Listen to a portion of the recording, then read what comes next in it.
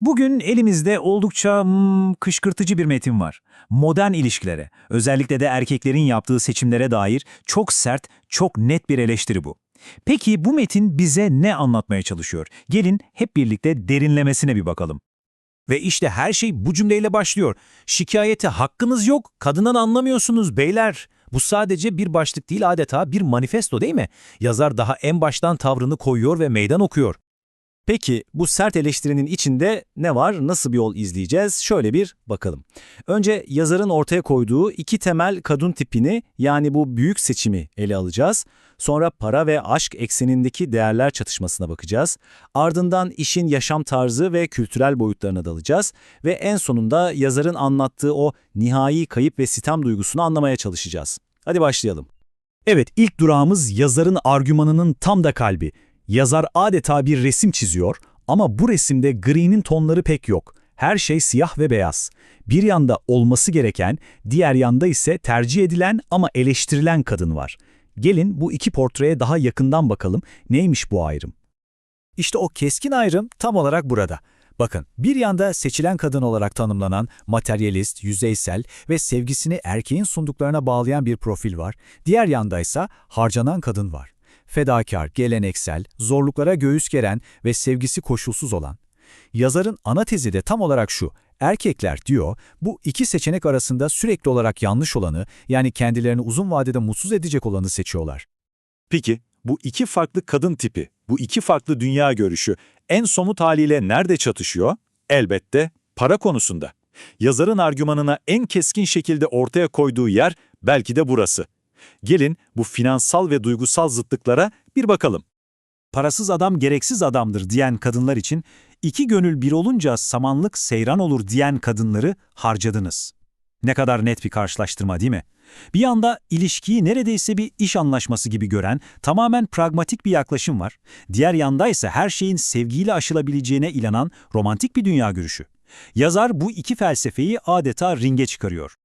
Ve yazar bunu soyut bırakmıyor. Bakın ne kadar hayatın içinden örnekler veriyor.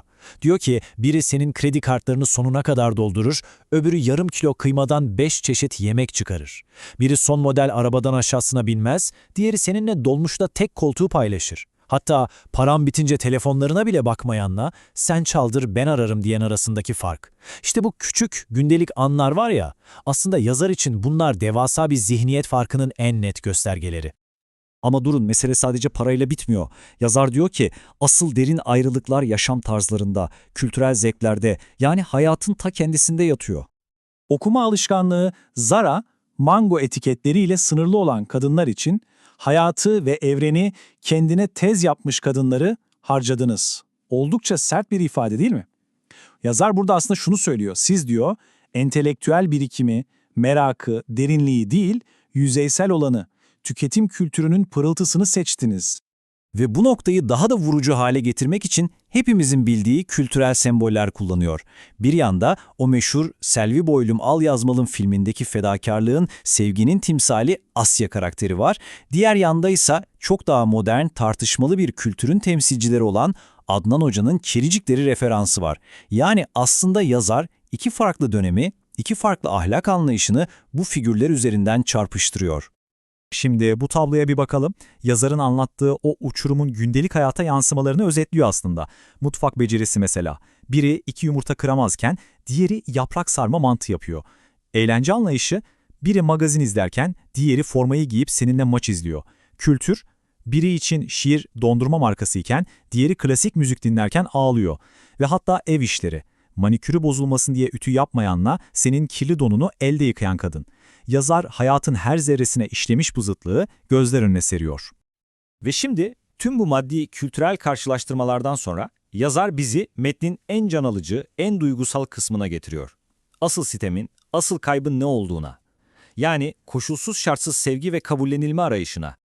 İşte yazarın siteminin en kişisel olduğu yer burası. Diyor ki, göbeğinizi iğrenç bulan kadınlar için o göbeğe sarılıp uyuyacak kadınları harcadınız. Düşünsenize, bu cümle kusurlarınızla sizi yargılayan bir sevgiyle, o kusurları bile şefkatle kucaklayan bir sevgi arasındaki o acı verici tercihi anlatıyor.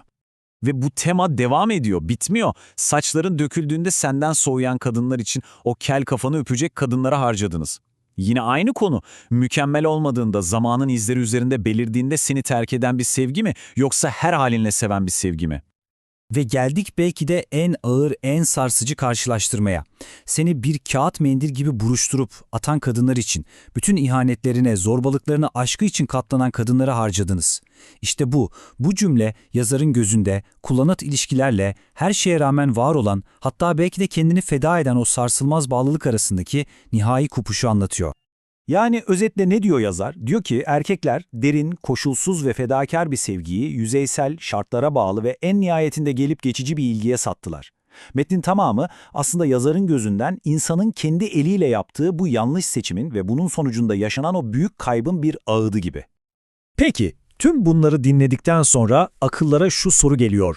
Yazarın bu sitem dolu eleştirisi artık var olmayan bir geçmişe duyulan nostaljik bir özlemden mi ibaret, yoksa modern ilişkilerin dinamiklerine dair hala geçerliliğini koruyan acı ama gerçek bir eleştiri mi?